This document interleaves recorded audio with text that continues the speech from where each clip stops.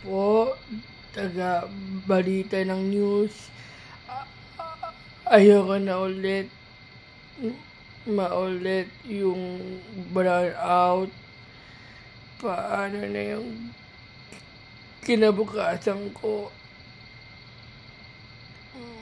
para maging ganap akong adikta kung walang